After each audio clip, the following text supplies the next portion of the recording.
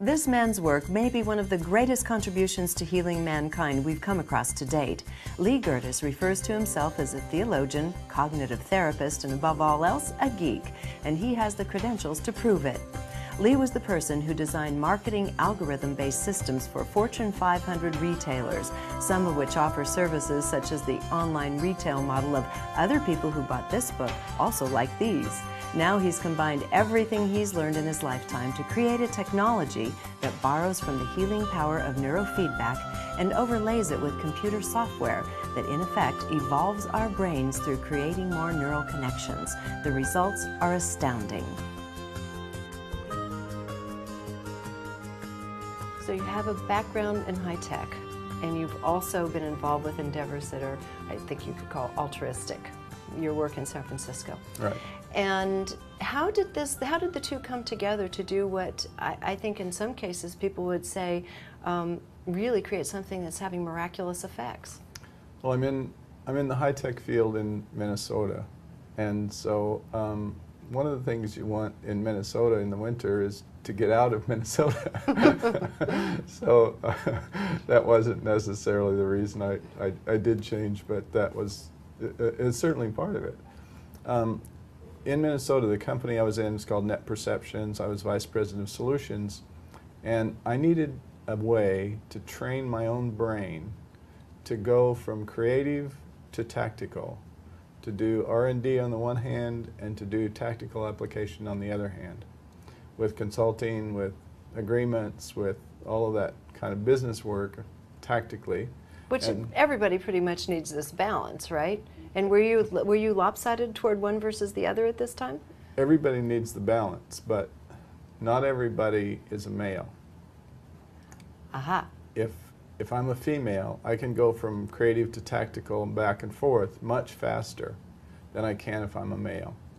And by the way, that says a lot for like political leaders in our country too. Yes, I want to get to that in a little bit here. But so I needed a way to flip the switch. And so I found a way to do that by taking a basic science that was 30 years old called neurofeedback,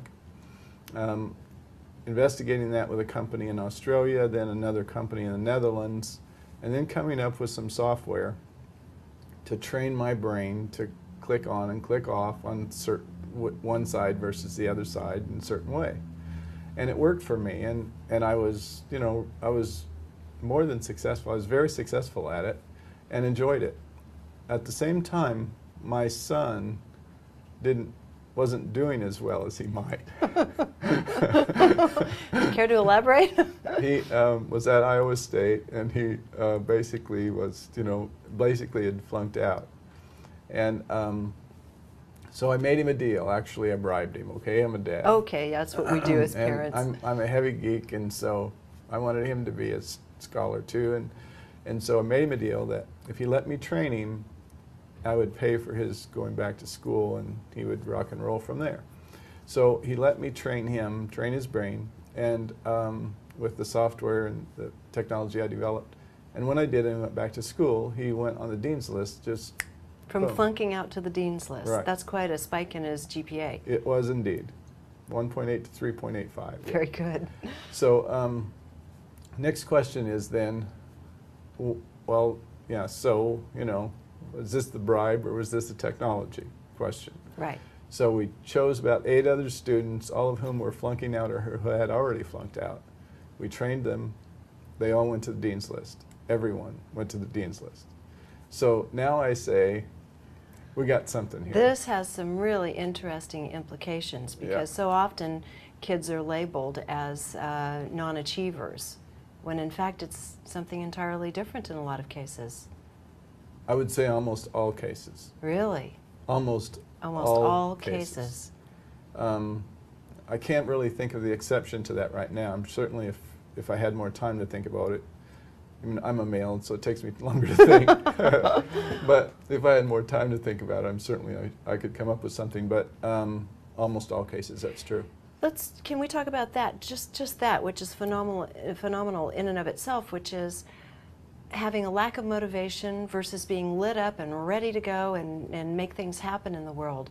What is going on in the human brain in someone who is lethargic and just can't get focused and get going oftentimes? What have you discovered? Well, this is actually right back to where we were after I trained him and we just did the discovery that other students were responding.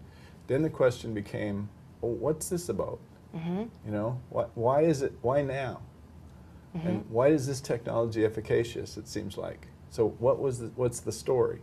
Well, research will tell you that in the last 50 years, the input to the human brain has increased 10,000 times per second. Yeah. Now, the brain beats 10,000 times per second, so that's a 10% hit to the brain. In other words, society, culture has evolved much faster than the brain. Okay, so in another 100 or 200 years, this technology won't be used, but you know, that gives us 100 or 200 years to good play. years, good 200 good years running. Well, so I believe that's yeah. I believe that's the real cause for most of us, that it's easy to get out of balance because of that, and I think that can be seen because almost 30% of our grade school population in the United States is now diagnosed with ADD. Right. That was going to be my next question, as a matter of fact. So from the cradle to the grave, we have way too much input by way of media, by way of life experience, moving through life on every level, would you say? We're just being saturated with information, images, sounds. In essence, brain pollution. Well, most people will tell you, I believe, when they feel stress, that in their life, they say, no more, just stop, Right. You know, just stop. And that's valuable information, but it really isn't pertinent in all the scheme of things in terms of, I mean, the truth is, we have 3 trillion neurons. We use about 3%. We could literally be 30 times smarter. So how come we're being overwhelmed if we're using such a small part of our brain? What is the overwhelm factor that is creating ADD, ADHD, and problems like your son and his friends were experiencing? Brain hasn't evolved yet there. So what we do is we encourage the building of that brain evolvement. And we do that by simply encouragement. And we do it, and then the brain happens to evolve and it builds its own neural nets. Now, neural nets are kind of interesting. If you build your bicep by lifting weights, your bicep will get big, but then you stop lifting weights, and after a time, what happens? It weakens again. Exactly. It atrophies even. Now, if you build a neural net, you ride a bicycle? Have you ridden a bicycle when you were a kid? Do you now? Sometimes, yeah. There's there's no difference. The memory's still there. The memory's still there. Yeah. Okay, that's basically proof that the neural net's still there. Once you develop that neural net, it stays with you. The other side of the coin, though, is this. Most of our brain functions and most of our life, what we see, what we think, what we say, what we experience, and what we feel, most of our life is done by automatic function. Subconscious, basically, motivation or programming. Stimuli, Right. response. Right. So if I now asked you to raise your arm and you acquiesce to that, your arm would go up because your brain sends signals, right? Nervous system, through the nervous system, muscles contract, arm goes up. If I now ask you, I say, okay, I've got $1 million here. You have to perspire heavily for me in 2 seconds. You couldn't do that, but you'd try. You'd try. You'd be sweating all right, but it might not show in 2 minutes. But because the perspiration is automatic functioning. Right. And so what you see there is totally different. Sure. Is totally different. When you train a brain, when you develop it, and when we do brain state conditioning with the brain, what happens is that automatic functioning changes, and it increases. It gives the person more options, more neural nets to follow, more responses to do, and it's very, very empowering. So from my understanding, when you had to look at the models you were basing this on in terms of what a healthy and expanded and perhaps even more evolved brain looks like, you turned to the world of Tibetan Buddhism. Didn't you use monks? That's my understanding. Right. And well, what happened? The first question was, you know, what could be the problem? And the problem seemed relatively straightforward. A fast evolving culture, and human evolution not keeping up. Right. I understood that. Science understands that. Second question is, so how do we determine how your brain and my brain, which are different as fingerprints, right? How those two brains will get conditioned such that they can be optimized? That's the question on the table. Mm-hmm. So I had basically two general philosophies of understanding to approach. One philosophy and understanding is that which we consider to be a medical model. In other words, you diagnose the problem, you see it's right there, mm-hmm. and you look at this person and compare this person or this event or this brain, function to many other brain functions right there in that particular lobe, let's say, and you see if it's off. If there's a big delta between them, okay, you try to change this one because you say it's wrong. Mm-hmm. So that's the medical model. Diagnose it.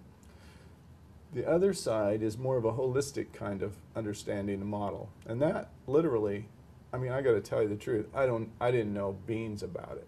I didn't know. But I did know how it felt. Right. And I knew that it didn't feel good to try to diagnose somebody else's brain function, mm-hmm. because I can't understand what your experience even is, let alone diagnose your brain. Right. What I can do, though, is tell you, if you're blissful, and he's blissful, and whatever, and he's blissful, there's a certain degree of commonality there. You can see it, you can feel it, you can experience it, and you literally love to be around it. Right. Right? Right. So I said, well, what the heck I'm not so blissful sometimes, I just came out of the business world, for crying out loud. There you go. I'm not blissful at all. So where am I going to find that? And I thought, I'll go to Tibetan monks and work with them and see, right, how their state of bliss, and see if I can brain map them. When I did that, I brain mapped them when they were in conversation like we are. I brain mapped them at various stages of different kinds of meditation. And I saw that the power they had as well, the brain power, was huge. I worked with two. Both of them had been meditating for over 40 years. Both were high master level kind of And folk. essentially had been there since childhood, as usually is the case, 3 right? or 4. Right. Yeah. Uh-huh. Yeah. And both were, not only blissful, but very intuitive and very perceptive too. Mm-hmm. And so when I was finished with that work with them, pondering over, and remember I'm a geek, right? So I'm pondering over the numbers, right? I get down Right. to I want to show me the numbers. And I got down to the numbers, and when I did, what I found out was that they both had certain, for lack of a better term, ratios. It's much more complicated than ratios, but let's say ratios. Between this part of the brain and that part of the brain when they're in this kind of state. Mm-hmm. I thought, well, let me look at other folk, who I've trained, like some of the students we trained, etc. Let me look at their brain patterns and see what they were. And then I say, they weren't nearly as close to that ratio when they started as when they ended. Uh-huh. And so I said, I'll make this an algorithm, Mm-hmm. right? And then I'll start looking at other algorithms, and now we built probably well over 1,000 of those. And so we look at various frequencies of the brain, various ways that those frequencies interact all over. And that's what we use as a balance and harmonizing. So you're really shooting plan. for the mean at the highest level, not going for a societal average, which wouldn't really be helping a lot of people, right? For that particular person, Mm-hmm. too. Right. Because note that if you go around the office, you'll see some paintings, and those paintings have all been done by artists we've trained. And we've trained them for creativity, and then that's produced some outstanding results. We've trained composers, we've trained athletes, we've trained businessmen, and we've trained drug addicts, and we've trained people on probation, and we've trained people with depression and various other kinds of problems. So though you were originally developing this to enhance brain performance from whatever your mean was, and then your sons and his friends and others, you have now gone into situations which are much more pathological even in some cases, and you're using it on a whole different level than you had originally started with, aren't you? Yes and no. Mm-hmm. Yes, because we have an open door policy and we've taken everybody, we've taken people have every major kind of problem you can imagine and many that you have never heard of. But no, because we don't diagnose them and we don't accept their diagnosis. Yeah, that makes sense. And we do balance and harmony in that. Yeah. We're pretty simple folk. We're balance and harmony guys. I want to and find gals, out, by the way. Of course, and let's speak about guys and gals while we're on that. How are we essentially I different? see this is going to be a problematic conversation. I bet your husband's not going to like me when we get done. Well, he's an adult and he's evolved, and whatever it is, we'll both handle it. Okay, cool beans. So what is essentially the difference between the male and female brain? Number one, let me first tout my own wares, okay? Okay.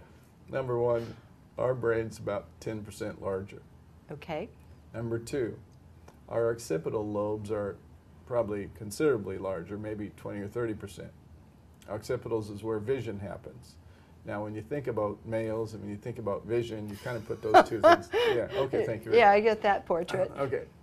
Now, so for the male side, that's true.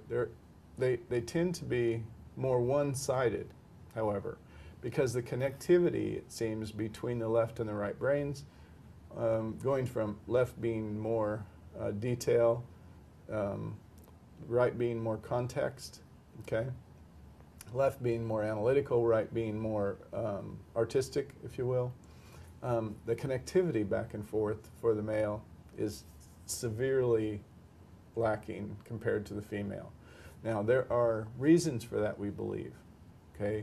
The reasons for that have been hypothesized is simply that the female in prehistoric times needed to remember very distinctly about which water hole was safe for her and her family, for the children. Mm-hmm. The male, however, needed to forget the fear he experienced on the hunt. Uh-huh. If you had a Tyrannosaurus Rex chasing you from the hunt, you want to get that out of Right. your system because you're not going to want to go out next day. Right. And so we forget stuff easy, Mm-hmm. right? And on the one hand, and on the other hand, we're apt to be very narrow, focused sometimes. Mm-hmm. So when I get in front of my computer sometimes, people walk in the office and talk to me for 3 minutes, and I will not know that they're there, and they think I'm really being, Dismissive. at least. Yeah. But that's not what's going on. You're not aware of them per se. No, and so I had to figure this out just for my own personal relationship possibilities because they weren't working. Right. So that somebody had to know, hey, I'm not a bad guy. I'm just not thinking about what you're thinking about, right? Right. So by the same token, though, the female can go back and forth. Mm-hmm. And so when you look at people in situational opportunities like, well, should I go into politics or should I go into this or that? Well, it makes a lot of sense that what we'd really like to have is somebody that could go back and forth between a creative and tactical application very quickly. It makes for good diplomatic relations, it would seem. Exactly. Communication. Yeah. Mm-hmm. So that's what your earlier comment was about females should be much more present in the political arena. Yep. And at the peace table. Yep. Yeah, well, that makes sense. And so other than the female having the ability to move more quickly between the right and left functioning, are there any other features that are more enhanced or more deficient in general in the female brain? Well, because of that right or left movement, okay, at certain points in time, in the hormones, the system balance would be more easily off, okay? So what you'll find is oftentimes you'll find females to be more emotional than males, okay? You'll often find them to have hormonal problems more than males, though males have especially after 40. You'll find that you seem to find those things. So this has something to do with the miscommunication, men are from Mars, women are from Venus type of dialogue that goes on where women might be looking for a certain type of communication style, where men are looking for maybe a very pointed, solution-oriented, focused, shall we say, conversation. I suppose. Yeah, something like that. Yeah. You've probably experienced a bit of that. Uh-huh. I'd like to hear some of the success stories, some of the things that were particularly profound and surprised even you in the responses that you received. Okay. When we started, when we finished with the students, and then I developed an assessment process with the monks. Remember, I am a theologian, I am a psychotherapist, but I'm also at heart mathematician, physicist. I'm a scientist at heart. So what I needed to do was test out this was just a bunch of theory, and we needed to test that. We needed to test those theories. So we found ways to do that, and the only way I knew to do it was to start applying the technology to people and see if we could condition their brains to enhance their life and help them with various problems. We had success after success, and I didn't know why. I don't literally know why now. Okay, I don't want to play like I know something. Right. What we do know is this, that when you balance and harmonize a brain, various pathologies fall away. What we didn't know is this because is it efficacious because of technology and what we've developed, or is it efficacious somehow about me or the people that are close to me training people? And so we had to figure that one out. Second thing we had to figure out was, is this just a hugely successful placebo, right? Right. Or something else? So to answer the first part, we opened up an office and we trained someone to apply the technology who was very good, but who wasn't very skilled at computers at all. And she wasn't skilled at psychotherapy, or, you know. She was more a technician, shall we say, in a sense? Yes, but she had been a college guidance counselor kind of. Okay, so she had some person. Background in counseling. Okay. Yeah, and so she was a good listener, and she was a meditator herself, so that was hugely good. That was good. So we trained her in an office in Prescott, and then we worked with the probation department to train people on probation. They averaged 33 years old, they averaged 20 years of drug use, they averaged 7 arrests, or excuse me, 7 convictions, many more arrests than that. So the question at hand was, could we reduce the 60% roughly experience of having a dirty urine analysis, in other words indicating they had taken drugs, over a 3-month period of time? Could we train people, condition their brain, and would they reduce that over that same 3-month period of time by half, 30%, which is aggressive, but which, if our whole company is based on the fact that if we can't do something 2x, we're not going to do it. Right. It's either 2x or nothing. We're big fat babies from the computer age, and that's what we expect. You want results, yeah, okay. That's what we expect. So that's what we went after, and we were shooting for 30%. After 3 months, we had 0%. None of them had a dirty UA. Wow. All of them had transformed the way they walked, the way they talked, the way they thought, everything.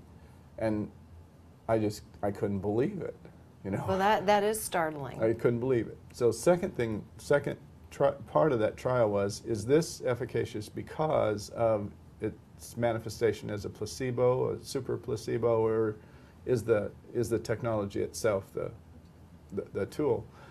And so what we did is we took another couple of clients from Prescott. We also took some clients here who were very adversarial to being here. In particular, I remember, I'm laughing because there's kind of a payback in life, you know what? We call it karma. It comes around and goes, well, so I'm sitting in a pretrial meeting with the judge and defense attorney and psychotherapists and psychologists and various counselors. And they go around the table, and this individual who has had 17 previous convictions, 2 files that big, They're going to put him away for 17 years. They've negotiated to 17 years. It could have been 22. And I said, Your Honor, can we have him for just a week? And the judge looked at me. He thought, this is a woo-woo child right here. You know, we're not going to play with him. So he said, tell you what, you pay for it, and it's a deal. And I said, okay, here's the deal. You tell him then today that he goes to state prison for 17 years from the courtroom, or he hangs out and goes to brain state technology 3 times a day for the next 7 days. Except that, if he is 5 minutes late, there's a warrant for his arrest and all things are stopped. Well, so the judge agreed, okay? Now, I don't train him. I have my son train him. Who's working for us. Was he out on his own recognizance as well? Yeah, he was out. Okay. He was out on probation. All right. Right until trial. Yeah. And so, Peter tells the story. I should have let him tell it actually. That the guy comes into the office. He's a great big guy. He's got tattoos all over him. You know, and he's not happy about being there. Like he'd be happy for 17 more years in prison. Well, but he's not happy about being there. Okay. Let's get this damn thing over, you know. And so he was very adversarial, okay? 7 days later, after many psych evals, he's still out on probation. This is a year and a half later. He's had no arrests, he had no dirty UAs. You know, and he's working and taking care of himself. Did he say thank you? He didn't have to. He's paying taxes for crying out loud. Wow, who needs a thank you? There you go. That's amazing. So at what point did he drop his resistance, and did you start seeing the changes? About the second day. Second day. Yeah. Wow. Usually and then we've taken a number of kids from juvenile detention. Their parents brought them here and saying, you either stay there or you come here, and they come in and they're less than happy about being here. And generally for them it's 1 or 2 sessions and they're totally turned around.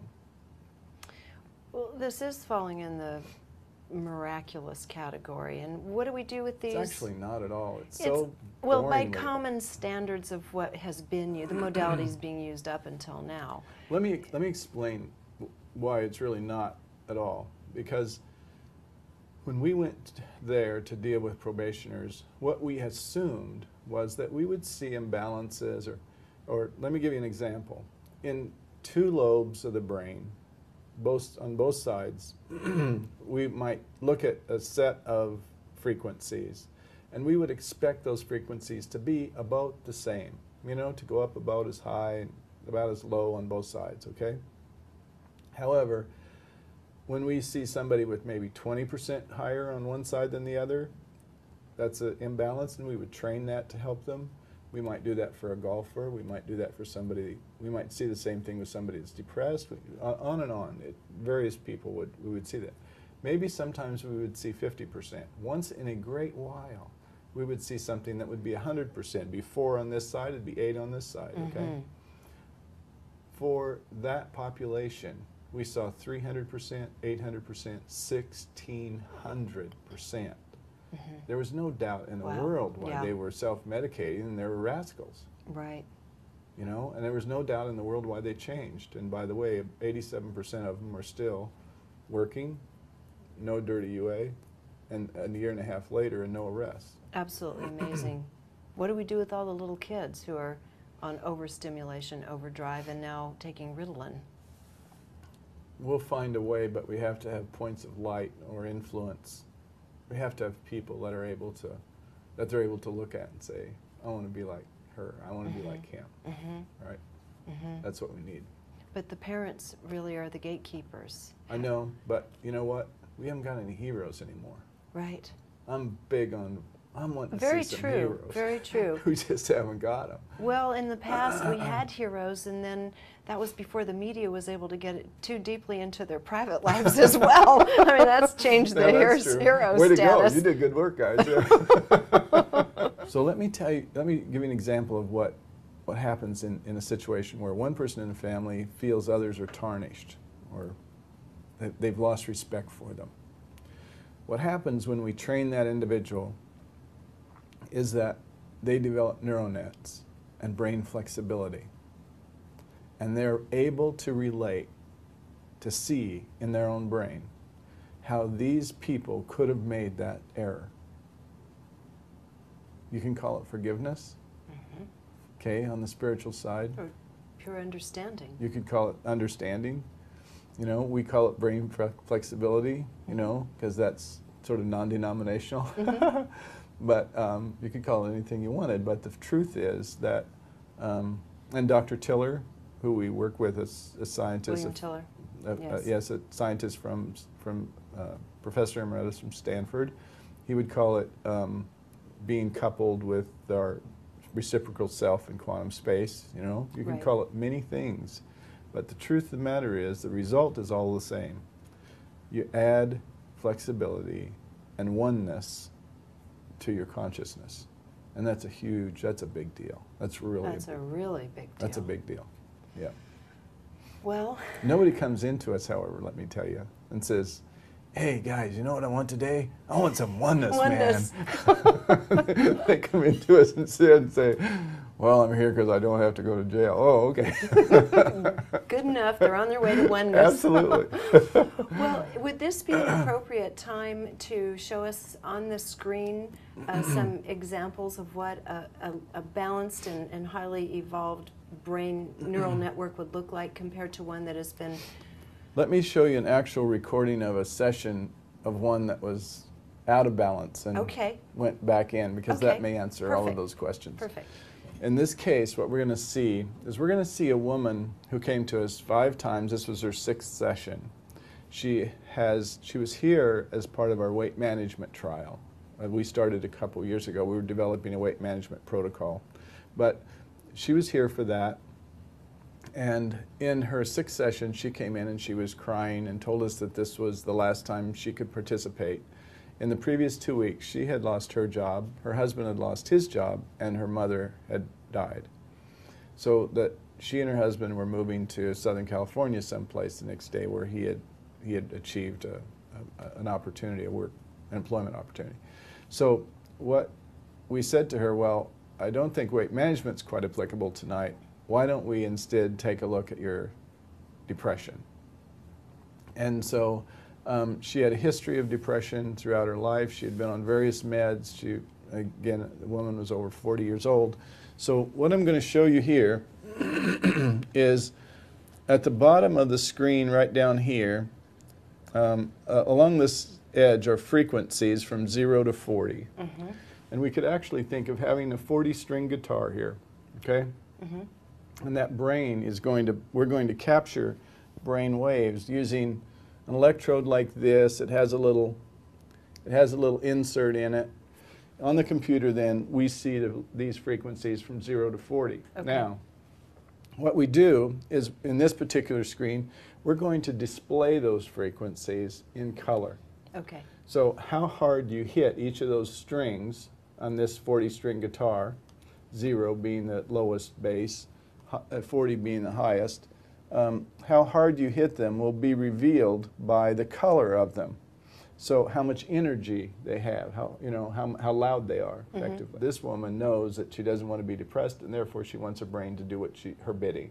Okay? So as we start this, to replay this, you see that this bar is clear at the bottom, and you see that this activity for her brain at this place is very, very low. Right. All over. She's depressed, right? And that's something that you would expect, huh? Right? Pressed down, very little activity, lethargic, all of those things. Now, you do see some energy that come up here, right? See it come here, see it here and here. Well, I'll pause this for a second. This energy comes up here, but you see a slight blue line along there? Yes. This slight blue line is just at the top of the subconscious. So what you have here is you have a way to see and understand brainwave patterns. Very interesting. If I had a pipe sitting here and the bottom of the pipe was 0 and then the top of the subconscious was here, this part would be pushed out a little bit. But then right above it it's black. And this part would be squeezed. Now think about that. If you did that with water coming in from the bottom and squeeze it, all you would do is shoot a stream out, just like a nozzle on a hose, eh? Right. In this case, though, what we see here is this energy comes in from the bottom and it can't get past the subconscious. Can't go any further. Now, what she's hearing during this time is she's hearing the sounds made by her brain when her brain fires close to the area that we want it to fire in to be optimized. Now, I'm sorry we don't have speakers, but or you could hear it, but the fact is that as we continue now, the brain keeps getting this feedback, and it keeps getting the feedback. So now we're at 37 seconds. You don't see very much activity, but you can see very slight activity right up in there. Just slight lines of activity are developing, but very slight. And again, you see most of the brain very subdued. Not much going on there. Not much going on indeed. And now, coming up here, you see it start to have a little bit of energy here. Very, very little, but a little. And now you see again, and I'll pause it. Now you see this energy come in from the bottom, and this time, for some reason, permeating. It's exactly. It's gotten through the barrier of the subconscious. Exactly. And she's starting to come out of depression right now. And this is 1 minute and 13 seconds.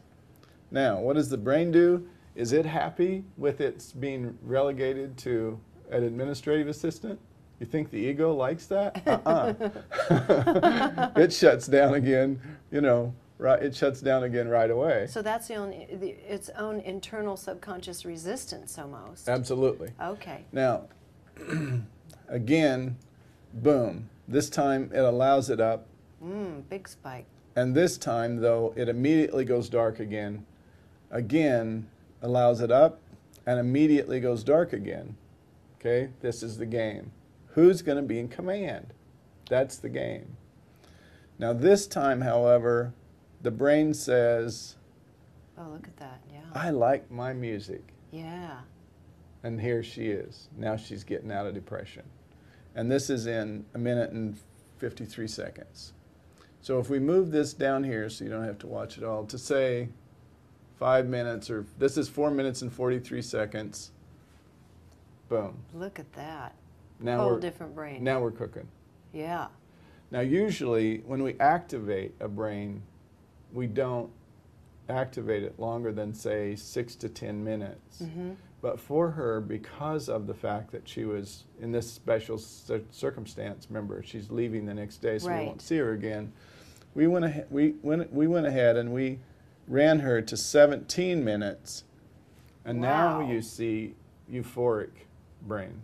Wow. And she is very high. It's a different, it looks like an entirely different life from 17 minutes ago. And it was a different life. She's not thinking about how she might do away with herself here. She's thinking about how lucky her husband's going to get that night, literally telling us that. Wow. And she's thinking about what she's going to fix for dinner, and she's thinking about, oh, the cool things they could do in California, and she's yada, yada, yada. Okay? Totally different person. Now, she doesn't sleep this night. And the next night, she only sleeps half the night. Right. After that, she resumed, you know, regular sleep pattern. And in 18 months, she hasn't had depression again. That's amazing. But this is the exception, not the rule. Yeah. Usually to treat this takes 10 to 30 sessions. And, you know, usually it's an investment, and we don't usually let it go this long. Right. Sometimes I think maybe we should have a little bit more courage and do that. But still, the big thing is to do no harm. Now, good point. I want to touch on that one, if I may. After I found out that we could assess things and we could help people with this technology, then the next question in my mind is, well, can we hurt people? Good question. Yeah, we can help them. Can we hurt them? So I packed up all my little geek gear and took all the stuff that I take and trotted off. And your pocket protector? At least. How did you know? And then I went up into a cabin, you know, in Minnesota. You got a lot of cabins. Yeah. I spent a month there, three weeks plus, and I trained myself in every way I could that was wrong. So I did the assessment, and then I trained myself in every way I could. So I did brain state conditioning on every incorrect way I could imagine, and then took copious notes and found out that, yeah, sometimes if I trained myself wrong, I wouldn't feel so good for the next hour or two, but the brain immediately would go back to homeostasis. So you're doing all of this on yourself? Yeah. Okay. Yeah. Yeah. If I can't do it on myself, Fair enough. Can't do it yeah. on anybody else. Yeah. So, but the brain immediately went back to homeostasis. And so after I did that for a 3-week period, I said, nah, this is enough. I'm convinced. I'm ready to go. The second piece of the matter is this is a 30-year science or 30-year-old science, and in this science there's never been anybody known to have a serious problem from training incorrectly. So the ability to harm someone is as close to zero as we could possibly get. So I was convinced of that, and you know, and now I'm ready to proceed. In summary, what are you looking to do with this in terms of your offering to the world? What are you hoping to achieve? Big picture. We do something exceedingly well, and that is we marry technology with human need. That's what we do. So what we're doing, taking it to the world, is we're going to have various providers of the service, and then we're going to collect all the data, and we're going to hone and hone and hone and hone our protocol and our processes technologically, such that we're going to come up to be able to say things that you never thought possible. For instance, here's a propensity to have breast cancer. Here's a propensity for this. Here's a propensity for that. Or when you have it, here's the way to train it to reduce it or get rid of it. That's what we're going to be able to do. And we're going to be able to do it in 2 years or less. If you enjoyed this incredible information, you might also enjoy the words of Burton Goldberg, who addresses cancer and some of the new insights and diagnostics available in this field. For more information on Lee and brain state technologies, please click on the link below. Until next time, thanks for watching.